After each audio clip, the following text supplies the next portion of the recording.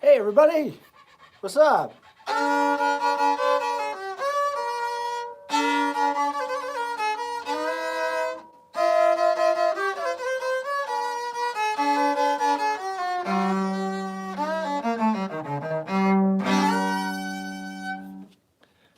Whew, that's my favorite Christmas carol right there. Grandma got run over by a reindeer.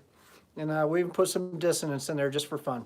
All right, so hey, Merry Christmas, everybody, or Happy Holidays, whatever you celebrate this time of year. Just about everybody's celebrating something, even if it's, that it gets dark real early. Sometimes we just celebrate that it gets dark. What was that, Chris? Chris is yelling. I said Festivus. Festivus, happy Festivus for the rest of us. That's right. I really don't have like anything planned to talk about today. We've got a couple instruments to show you guys, a couple things that just showed up. We got this beautiful Fourness fuse. Check out the quilt on this thing, man. This thing is hot. Two-tone wood. Yee. Really, really pretty. Fourness fuse 5. It comes in tune though.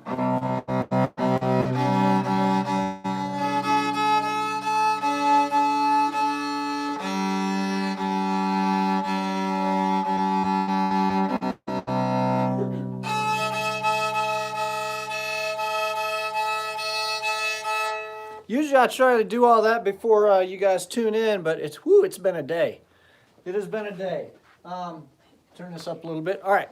So yeah, let's just hear this for us.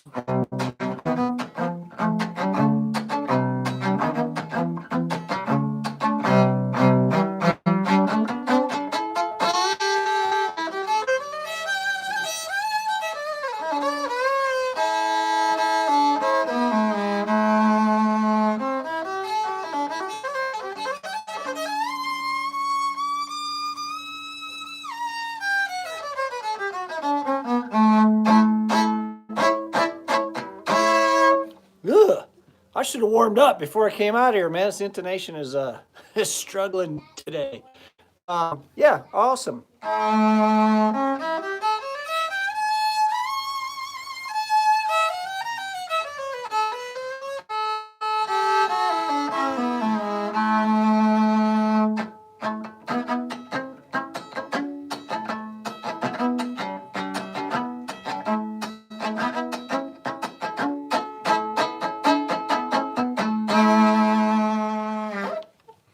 Okay, yeah, maybe that was a little better. It's gonna get better as we go, okay? It's a promise. It can't get much worse. So yes, the Fourness fuse. If this looks a lot like a Zeta to you, it should. So there's a saga behind all this because there's always a saga, right? Stories are just so 2019. We're already in 2020 over here, so we're ahead. It's not just a story; it's an epic, an epic. We'll say that. So back in the day, let's start this over. Once upon a time, that's how all good stories start. Once upon a time, there was a company called Zeta, and they made amazing violins. And there was a princess or something. What's up, everybody? Yeah, there's a princess, I think, and maybe a dragon. And we'll get to the good part. Okay, the good part is that, well, the bad part. The bad part is that Zeta died. Because every Disney movie, somebody dies. That's how it is. Kids' movies. People dying in kids' movies. What's that all about? But yeah, so Zeta went away. There wasn't any Zeta anymore. And the guys that worked at Zeta all still had bills to pay, so they went somewhere else and did other things. Dan Maloney used to work at Zeta, and he makes, I don't know, we used to have one of his violins hanging on the wall a minute ago, but he makes MSI violins now, and they're fantastic and amazing, and if you can get one, you should. And then Evan Fourness, who also used to work at Zeta, started making Fourness violins because it turned out that nobody at Zeta had ever bothered to copyright protect or whatever the legal thing is. They hadn't bothered to protect the design. So Evan Fourness started making violins that were, sort of like what he would have done had he been driving the ship at Zeta. He had been working there, but he made a couple of modifications and said, all right, here's the Fourness fuse. Well, fast forward a few more years, and Steve Carlson resurrects Zeta, the company. And now Zeta is back to making violins. They make amazing violins. I love Zeta violins. Fantastic, amazing instruments. But now Fourness and Zeta are both out there, okay? So Fourness, fantastic violins. You know what? I'm going to play a Fourness and I'm going to play a Zeta right back to back. Let's do that. So, yeah, we'll play the Fourness and you can hear them, right?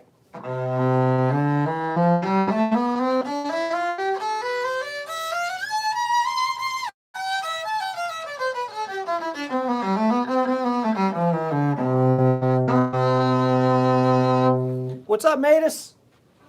All right, so that's the Fourness. Now we're switch over and play the Zeta. I should have fewer intonation issues today on this instrument. It's fretted.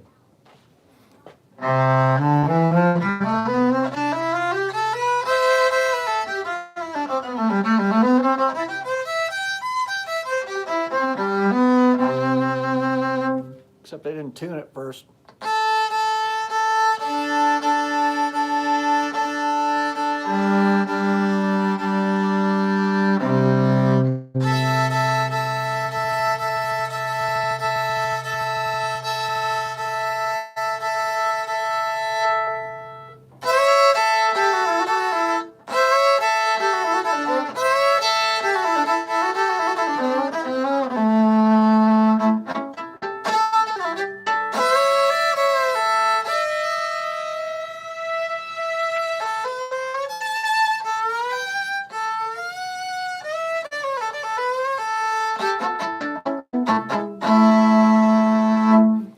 Not a Zeta, not a JLP. This is not a Zeta JLP. We don't have any Zeta JLPs right now because you find folks out there bought them all. There are some more coming, but we are currently out of stock. So here, this is a really, really, really pretty Fusion. I don't know if you guys can see with the bright lights in here, but it's got some really, really pretty quilt on it. It's red. It's a fretted 5. Okay. So this one is $35.40. It's going to be on our website very soon. And the Fourness fuse is $28.99. So $35.40 and $28.99. The one that's blurry is the one I'm talking about. So $35.40, $28.99. Both really, really nice instruments. And let's see. What else? Oh yeah, I was going to show you another Zeta too. I haven't tuned this one either because I'm really not on top of my game today. Like I said, it's been a day. We've been busy. Started out this morning when we walked into the shop. There was no internet. Just for us, not for you. The internet still existed. It just wasn't working here. That's never a good way to start a day when you're an internet-based shop. Ooh, that's probably higher than 440.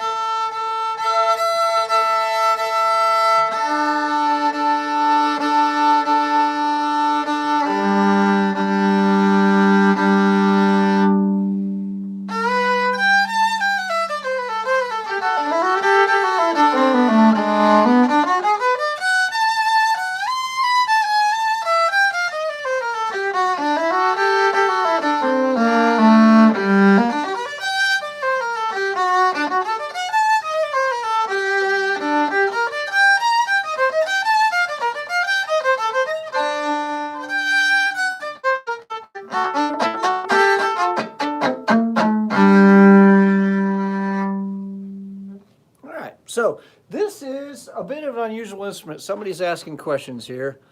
I don't know. Can I redo the CV5? I don't even know what a CV5 is. So yeah, there's a little Bach there. That was a Bach not so presto. How about that? That was the Bach, we'll call it a molto because it wasn't that fast. So This is, you guys have heard of, you know, we hear a lot about the Jazz Fusion. We hear a lot about the Stratos Modern. And we just posted about this on Instagram today. This is a Jazz Modern. What's up, Ireland? So the way that Zeta, you guys probably already knew this, but I didn't know this when I started working here. The way they name their violins is, there's two words. The first one is the bridge and the second one's the body. Okay, so the first one is, this is a jazz, because it's a jazz bridge. The way you know that is because it says jazz on there. It's a jazz bridge on the modern body, okay?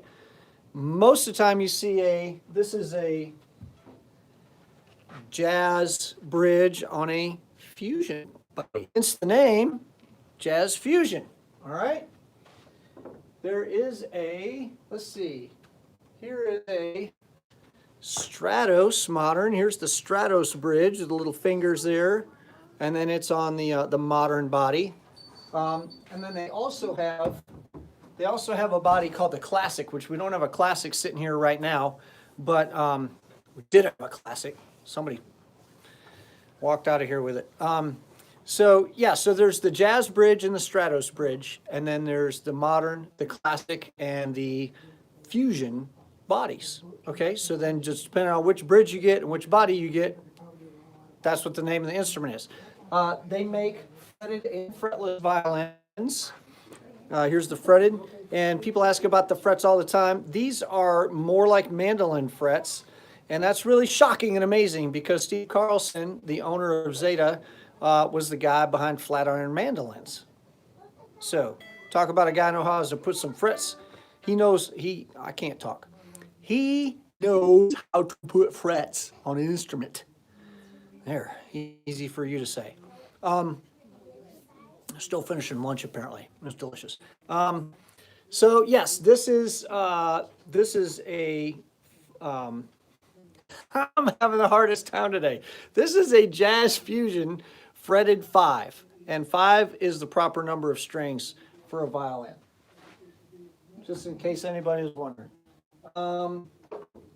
So yes, those are just a couple cool things going on with Zeta right now.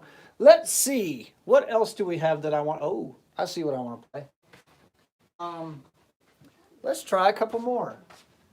Let's play this beautiful Viper that is in here. Right. How much? I don't know, Ben.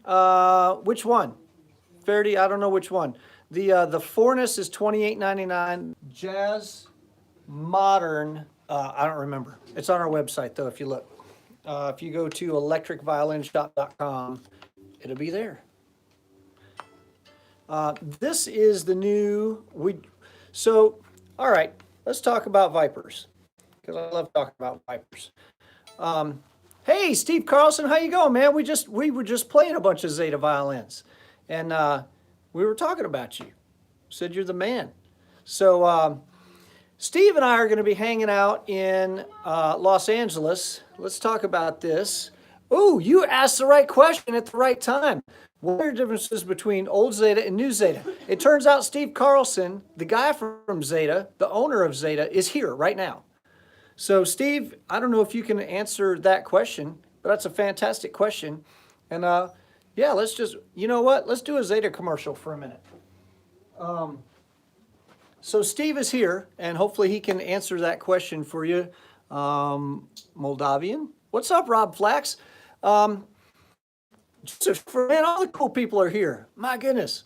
Yeah, Steve, if you're still here, if you could answer that question, the differences between old Zeta and new Zeta, that'd be awesome. I have played like one old Zeta violin. The new one, I don't know what the old ones were like, honestly. I know the new ones are top-notch, very top-notch. I get the chance to play pretty much every violin that comes through here, and I will say that craftsmanship and all that from Zeta is nobody is making higher craftsmanship level of Zetas. Nobody's making a nicer violin than Zeta does. I'd say your top shelf craftsmanship violins are Jordan and Zeta, and oh my goodness, they're incredible. Both of them are incredible. So the old Zetas, Steve Carlson's telling us, he's telling us on Facebook side, the YouTube folks are over here, so I'm going to read these to you. Old Zetas had preamps, all of which were hand stuff. Starting around 95, the preamps switched to integrated circuits. Joseph was right. I do have the best job ever. Yeah, so I will say this. When you get a Zeta violin in here, those things are like driving a Ferrari. They feel fantastic. They sound fantastic. The feel of that violin is just, oh my goodness. If you want to hear what a Zeta can sound like, obviously you guys know about Jean-Luc Ponty. He's a Zeta guy. There's some younger cats that are doing amazing stuff with Zetas. Check out Evan Gar. If you don't follow Evan Gar and you're a Zeta fan, then shame on you. Evan Gar was out with Al Di Meola for a while. Al's well known as like one of the fastest jazz guitar players in the history of history. And Evan is note for note with Al all night long. Okay. Steve says the current ones are still integrated circuits made to the old original specs. So that's on the electronic side. So Evan Gar is now out with, I'm blanking. Evan Gar is out with Stanley Clark, the bass player. And then Patrick Contreras is another Zeta artist, and he's an up-and-coming guy who is an insanely good violinist. And so imagine like if Jimi Hendrix and Carlos Santana had a baby, but that baby played violin instead of guitar. That's Patrick Contreras. Steve says the new preamps were all redone in 2012 or 13. And I think you guys still on the JLPs are using the throwback preamps, right? Is that true, Steve? But on the rest of the Zeta offerings, it's the new 2012 or 2013 preamps. Song request. That's funny. I'm not a DJ. I don't take song requests. I don't even really, when I'm playing for you guys, I don't even really play songs. As you may have noticed, like today is not a great day. I just sort of start playing notes and whatever pops into my head. Generally I don't play songs. And the reason I started doing that was because Facebook, we were doing a live stream on Facebook and Instagram was slamming the door shut on people who were playing recognizable songs. Like Chloe Trevor had a huge problem with Instagram. She was playing some Bach or something, and they completely slammed her Instagram account shut because they thought that the computer thought that she was playing a Hillary Hahn recording, which is like the biggest compliment you can give somebody, but it's still kind of a pain in the butt. So yeah, I've started not playing like songs because I don't want a computer to flag it and say, oh, you're this or you're that, and then shutting the account down. Yeah, so honestly, and that's how it just started. So then I just sort of play whatever I feel like playing. And that's that. So let's grab another, let's grab this one. This is one of the prettiest pieces of wood I think Steve has sent us in a long time. This is just a stunning, stunning instrument. This is a Stratos Modern 5-string. Again, the proper number of strings for a violin. All you silly 4-string people out there. So let's play this because it's fun.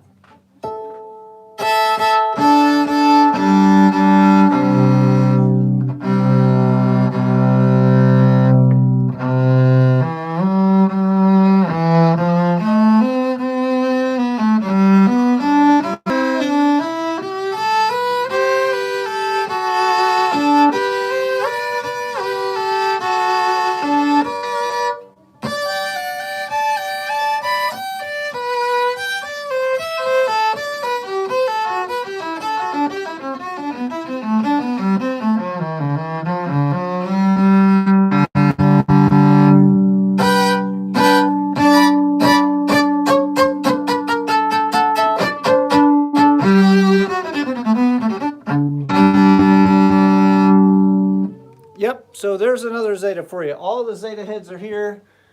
God bless them. Thank you guys for coming and listening to some Zeta stuff. Good call. Now, because it's sitting here, Patrick Contreras is the man. So yeah, let's talk about that. We are having a fiddle hang in Anaheim, California in January, I believe, 17th. It's a Friday. Yeah, that charcoal cherry burst, dude, that thing is so pretty. Patrick Contreras, who's here, and I told you guys you need to follow Patrick Contreras and Evan Garr. Both of those guys are super good friends, super neat guys. We're going to be at the Anaheim Packing District. Thank you, Patrick. From 7 to 9 on Friday, January 17th, Anaheim, California. This is during the NAMM show. Patrick is going to be playing with his band from 7 until 8-ish. And then if we're really nice to his band and we buy him drinks and tacos, they will stay on the stage for about an hour and we can have sort of an open mic night. Guys like Jesus Florido is going to be there. Patrick is obviously going to be there. Steve Carlson's going to be there. Ned Steinberger, Mark Wood's probably going to show up. David Gage from Realist Violins. Rob Flax is going to be there. I think Cassandra Sotos is going to be there. Rachel Grace has been invited. King Joseph said he was going to be there. The guys from Black Violin were there last year, but I don't think they're there. That modern does sound sweet. Yeah, like everybody who's anybody is going to be at the Fiddle Hang. So if you're in California, or you could be in California, there are airplanes that go there. You can come hang out with us, Anaheim Packing District, January 17th, 2020, from 7 until 9. If you want to bring a fiddle, bring a fiddle. And Patrick will sign it for you. Just right on the top of the violin. He doesn't care how old that thing is, he'll sign it. So yeah, that's what's going on. That is going to be a really good time. Last year, there were so many incredible connections made at this thing. Martha Mook was there last year, one of the OGs of electric viola. D Sharp came and hung out. Chuck Bontrager was there. Jenny Luke was there. Jaslyn Monet was there. Last year, it was actually, we had a concert put on by Daniela Padron was playing last year. The 3D Various people are going to be there. Yeah, everybody, you should totally come hang. It's a really good time. It's a really great networking opportunity. If you have to work or something, just quit your job and then come out, and then you can always get another job. I hear Starbucks is always hiring. So yeah, you should totally come to this and hang out. And Steve said he's buying all the drinks for everybody. I made that up. He's not buying drinks for everybody. He's definitely not buying one for me now. Sorry. All right, so I do want to talk about this particular violin, not a Zeta. We're going to talk about it anyway. This is an Annie Haslam Viper. We typically do not have Vipers in stock, and that's really, really sad. It makes me sad as a Viper player. So what we tried to do a couple of years ago, Lemonade, there you go.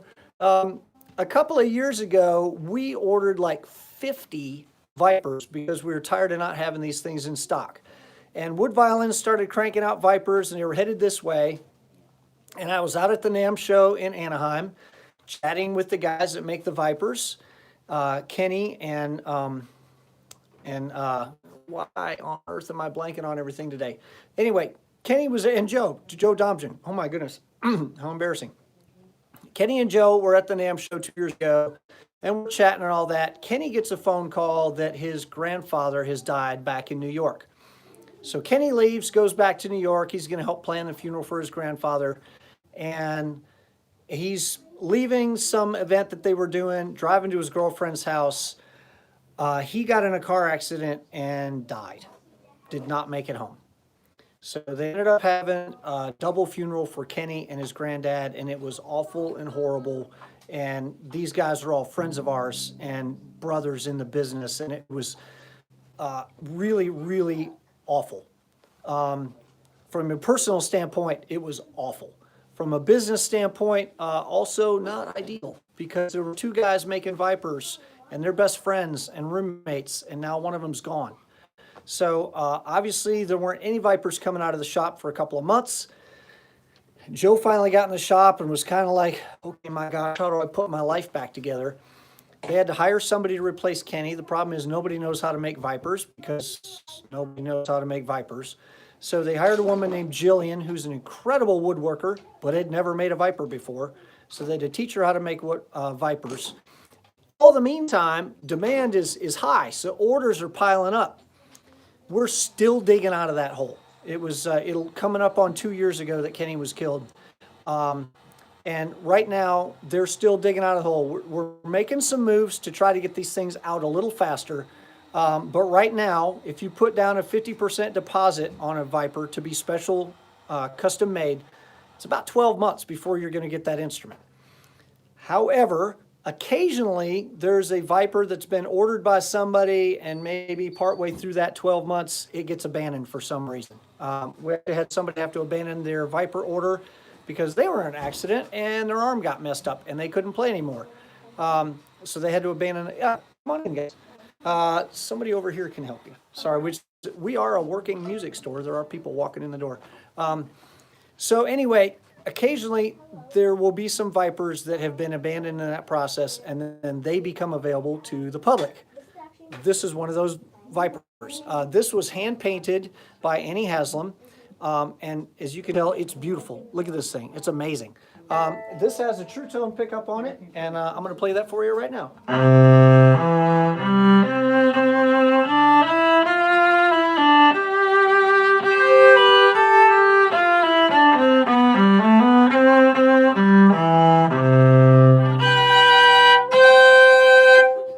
Okay, really nice sounding instrument. This is, because of the paint job, this is $43.49. Really, really fantastic instrument. Each one of these is hand painted. There are a few Annie Haslam Vipers out there in the world, but each one of them is completely different. Annie does a complete custom paint job on each one of these. And if you guys know who Taylor Davis is, Taylor Davis has one of these. Hers is also stunning. So Taylor's got one. And then here's another cool paint job. This is another Viper that somehow got abandoned mid-process, and you know, their misfortune is possibly your fortune. And this is obviously, if you guys are 80s people, that's weird. I'm not even playing. I hear a violin. So Chris is over here playing. He's playing a lot better than me today. Sad. So yeah, this is the Van Viper. Looks like something Ed Van Halen would play. This is the Van Viper. And no, I'm not going to play Eruption. I can barely play Twinkle today. It's $45.49.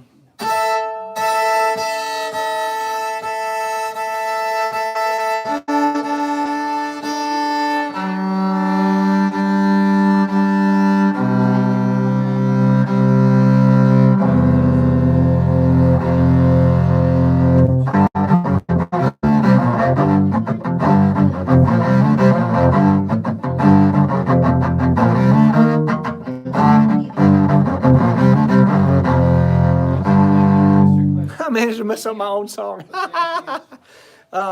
So yeah, that is, I can play that song because that's mine and they can't take my copyright away from me. Gosh darn it. Yeah, so people ask about the 6 strings. We got E, A, D, G, and then the 5 strings go to C, and then you add a 6th string, that's an F. Is there a shortage of Barbera? Well, there's a shortage of everything. It all depends on what you mean by shortage. Rich Barbera, without getting too deep into his personal life, did have a family emergency not too terribly long ago, and it sort of messed up production of the Barbera bridges. He is back to making bridges again. Again, demand is way higher than supply is. If you are Mark Wood, you can get Barberas. If you are John Jordan, you can get Barberas. There are a few other makers out there that have super good relationships with Rich Barbera, and they can get Barberas. Matt Bell, if he just called up Rich and said, hey man, I need a Barbera, he probably wouldn't even answer the phone. Honestly, he's so behind and so busy trying to catch up with making these things. A lot of people are like, hey, I can't even get a hold of him on the phone. Yeah, it's not just you. He's actually really, really busy making pickups, and if he stops every time his phone rings, nobody's getting any pickups. So, yeah, there is shortage of a Barberas, but Wood Violins can get them, Jordan can get them, you know, Stratton can get them, but like Joe Blow, Joe Public, yeah, not so much. So, yeah, this Van Viper is $45.49, 6-string fretted Barbera pickup. The Annie Viper is a 5-string fretless with a true tone, $43.49. Okay, so that's what's going on with those. Like I said, I don't have anything planned today, so we're just talking. If you guys, and they're kind of hard to find, so it's kind of a good thing you have to call. if you guys have anything you want to talk about, you can dump it in the comments section. I'm probably going to sign off pretty quickly here, unless some people throw some stuff in. But I'll answer those in the comments section as we get to the end of those things. All right. So I think Christmas is next week, so we will not be doing a live stream next week, and then New Year's is the week after that, so we won't be doing a live stream on New Year's. So yeah, it's going to be a couple weeks before we come back and do any of this. Is there angle on the Viper bridge? Vertical angle, no, but horizontal angle, yes. And the reason is because the tailpiece is sort of at an angle here. And what that does, in order for us to intonate this bridge with the frets, we have to sort of adjust the angle. Keep in mind that like the E string is very, very, very small, and the F string is very, very, very big. So they act a little different. And if you want to intonate this thing and make sure that, that it intonates properly, yes, the bridge is not going to be straight across. Sounds like a telethon back there, right? Yeah, the phone, I don't even hear the phones anymore, honestly. If I'm not sitting at the desk, I don't even hear it. But yeah, thank you, Lance. Happy holidays to you.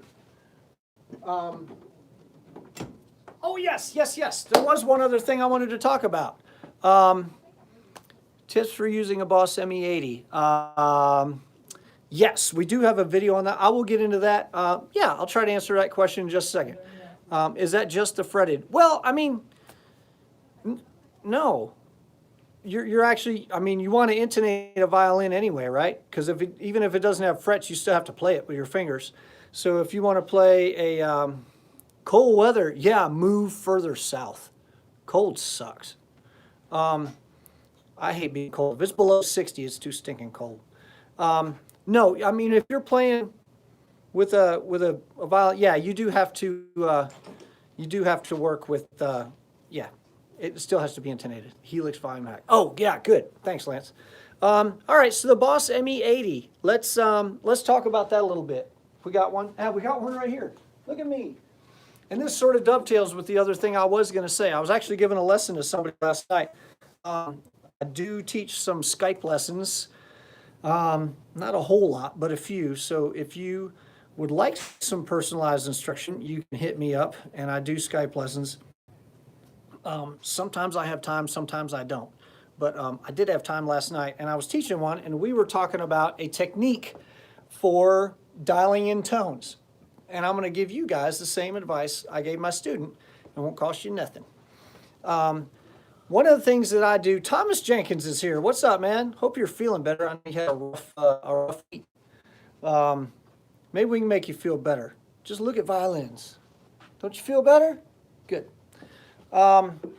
So one of the things that I told my student last night, if you're trying to dial in the tone on anything really, but ME80 in her case and ME80 in your case, you guys are the same. If you have a looper, it's a great idea to play a loop, the looper. You know, if you got a 5-minute loop or 60-second loop or whatever you got, play into the looper and then hook the looper up in front of your sound device. whatever device you're trying to dial in. So play and then let the looper play. You set your violin down, okay? You let the looper feed this thing and then plug it into your amp. And then you can tweak all the knobs you want on this thing. And it's way faster and it's way more accurate for your ears, okay? You can't hear when you're playing. I don't know if, I'm gonna say it again. You can't hear when you're playing. There's so much stuff that's happening that you can't hear when you're playing. The audience can hear because they're not thinking about playing a violin, but you use so much of your brain power. Even Thomas, who's an amazing player, even Thomas is using a significant portion of his brain power to execute what's happening with the instrument. That part of your brain cannot be used to listen the same way your audience is listening. That's why always when you hear a recording back of yourself, you go, oh, yeah, how about that? I did that. So it sounds different on playback than it does when you're listening live. So you can use the looper to help you dial in your tones. You play into the looper for a minute and then let the looper feed whatever it is you're trying to dial in. And then, A, it's faster because you don't have to play, tweak. You just sit there tweaking in live time. But you're not using all these filters and stuff in your brain. And I'll talk about that in just a second.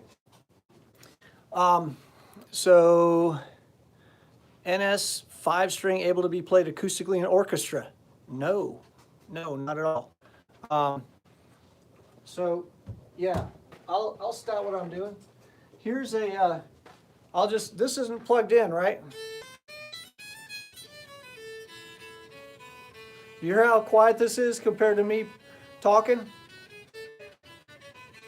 So yeah, that's how quiet an electric violin is until you plug it in. I doubt your conductor is going to let you bring I doubt they're going to let you bring an amplifier into class. If they do, that's awesome. ME80. When you're using that looper to feed the thing, here's what I do when I'm trying to dial in a tone. I do this on EQ, I do this on compression, I do this in everything else. What's up, Fabio? If I'm trying to say, all right, I'm going to turn on the preamp. I'm going to find which preamp I want. I'm going to use okay, we got to set on the drive, okay? Because, there it is. It's drive, and I like to say drive. So drive. So it's on drive. Now, I'll find the gain I want to put it on there. Now, what do I want to do with bass? Well, I don't know. What does the bass knob do? So here's what we're going to try this. Crank that sucker wide open and listen, and then cut it all the way off and listen again. Wide open, all the way off. Wide open, all the way off. Now your ear is going to go, oh, I hear what that knob does.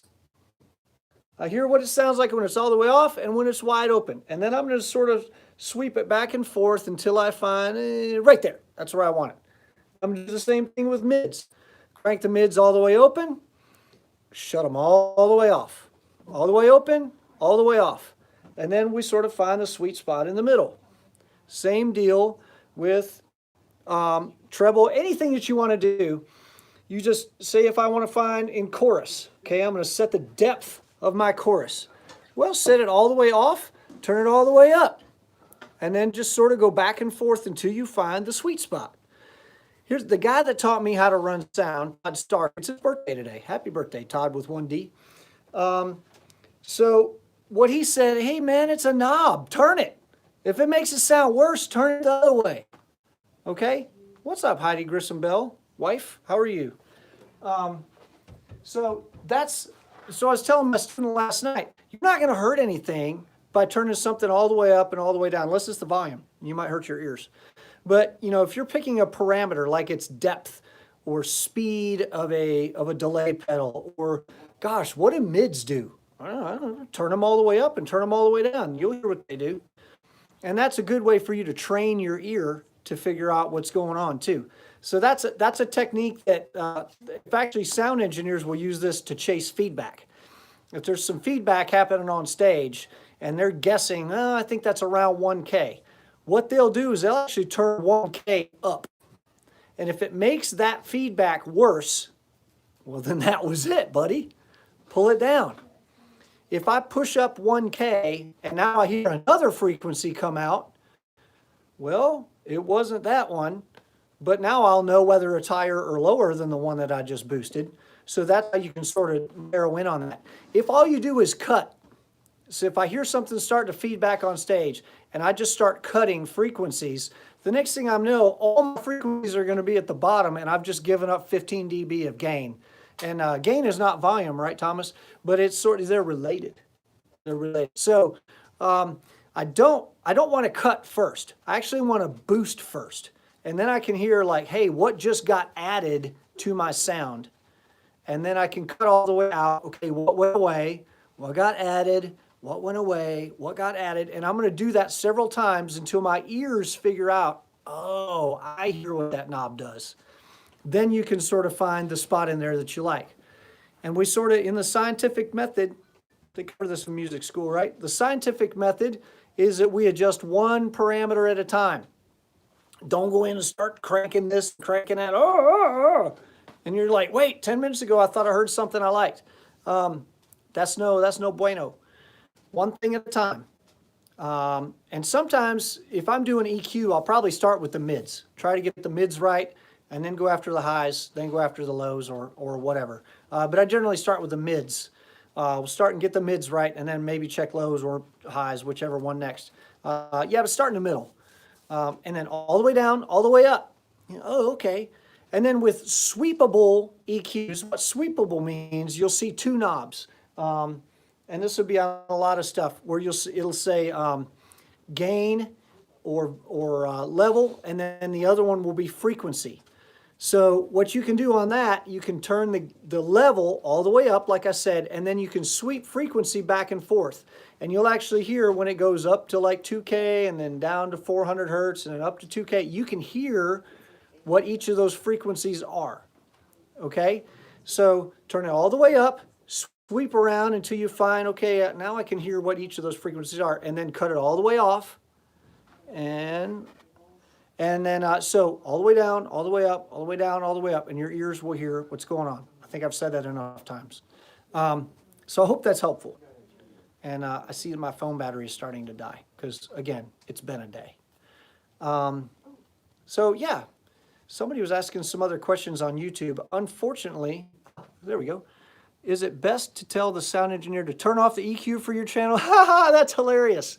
I'm a sound engineer. You know what sound engineers do when musicians start trying to tell them how to do their job? No, we don't take that very well. I will say this. I try to do as much EQ as I can in my unit, and I try to get my violin to sound the way I want it to sound. Okay? But keep in mind, your sound engineer has to fit your violin in. He has to fit all these puzzle pieces together. We've talked about this before. So I'm playing a Christmas show. Actually, I have a rehearsal tonight. 2 keyboards, 2 guitars, trumpets, bass, percussion, drums, and 5 singers. OMG, this stage is full. So then you put a violinist up there and it's like, we have to piece a lot of stuff together. Thanks, Chucky. What's up, buddy? Chuck and I are writing a song together right now, and I can't wait for y'all to hear it. So you're in this huge band. The best thing you can do if you don't want the sound engineer carving your sound up is to like stay in your lane. That's a Prince thing. Prince would always tell people to stay in your lane. So don't play on top of the vocals. Don't play on top of the guitars. Don't play, stay in your lane. Play when you're supposed to play. And then like this move right here, totally legal move. You can pull the bow off the strings. It's cool. You're still getting paid. If you're always playing and you're noodling on top of people and you're doubling parts and you're doing all that, you're trying to occupy the same space as somebody else. Your sound engineer has no choice but to carve you up. He's like, oh my God, he's on top of everybody. I'm just going to scoop all the mids out. And at least he's not making mud soup over there. Okay? That's why a lot of violinists are like, oh, they always take all the mids on my violin. All sounds is bright and brittle. Well, there's a pretty good chance that he's doing that because you're stomping on everybody's part. Not always, but there's a pretty good chance. So yeah, stay in your lane and they won't have to carve you up near as bad. So yeah, keep in mind, no matter how good your violin sounds by itself, it still has to fit with everybody else. And if you're trying to occupy the same sonic space as other people, they're going to have to carve you up a little bit. So the choices you make as a player greatly influence how bad the sound engineer is going to carve you up. So what I do after every show, and so I work with a lot of different sound engineers, I always go out to the engineer at the end of the night, and actually after sound, I'll tell you my whole process. After sound check, I go out to the engineer, and this is before the show. I'll say, hey man, how's everything sound from my perspective? Is there anything I can do differently that's going to help you? And they will tell you. Sound engineers are not shy usually. They'll say, yeah, man, you're standing on top of the guitar player. I can't get you guys away from us. You're like, oh crap, okay, didn't notice that. So between sound check and the show, I always ask the sound guy, is there something I can do differently to help you? And then after the show, I always ask them if they can show me my channel. Show me the EQ you did for me. Show me the compression you did for me. And that way I can see what you're doing. Hey, great, thank you. Thank you for running sound tonight. I'm sure it sounded fantastic. So then I look and I say, well, gosh, did he cut me at 3K? Last 3 engineers I've worked with all cut me at 3K. I wonder if I'm too bright at 3K.